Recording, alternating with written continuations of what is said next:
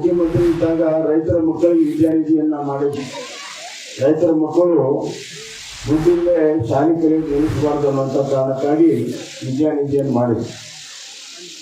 ಅದರ ಉಪಯೋಗ ಸುಮಾರು 11 ಲಕ್ಷ ಜನ ರೈತರ ಮಕ್ಕಳಿಗೆ ಆಗಿದೆ. ಆದರೆ ಅಂದರೆ ಅದು 8ನೇ ತರದಿಂದ ಹಿಡಿದು PG ವರೆಗೂ, ಡಿಗ್ರಿ ಮುಗಿಸಿ PG ವರೆಗೂ ನಿಮ್ಮ ವಿದ್ಯಾರ್ಥಿ ವೇತನ ಬರ್ತಿತ್ತು. ಈಗ ಅದು ನಿಂತಿದೆ. ಏನು ತಲೆ ಕೆಡಿಸ್ಕೋಬೇಡ್ರಿ. 2 ವರ್ಷಕ್ಕೆ ಮತ್ತೆ ಪ್ರಾರಂಭ ಆಗುತ್ತೆ. 2 ವರ್ಷಕ್ಕೆ ಹೆಂಗಕ್ಕೆ ಪ್ರಾರಂಭ ಹೆಂಗಕ್ಕೆ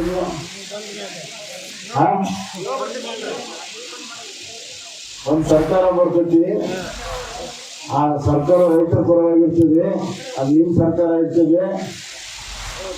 ಈ ವ್ಯವಸ್ಥೆ ಬದಲಾವಣೆಯಾಗಿ ರೈತರ ಸರ್ಕಾರ ಬಂದಾಗ ಮತ್ತೆ ರೈತರ ಮಕ್ಕಳಿಗೆ ವಿದ್ಯಾನಿಧಿ ಬರ್ತದೆ, ರೈತರ ಡೀಸೆಲ್ ಸಬ್ಸಿಡಿ ಸಿಗ್ತದೆ, ಮತ್ತೆ ರೈತರಿಗೆ ಬೀಜ ಗೊಬ್ಬರಕ್ಕೂ ಕೂಡ ದುಡ್ಡನ್ನು ಕೊಡುವಂಥ ವ್ಯವಸ್ಥೆ ನಾವೇನು ಮಾಡಿದ್ವಿ. ಮತ್ತೆ ಅದು ಪುನಃ ಸ್ಥಾಪನೆ ಆಗುತ್ತೆ ಅನ್ನುವಂಥ ಮಾತನ್ನು ನಾನು ಹೇಳಕ್ಕೆ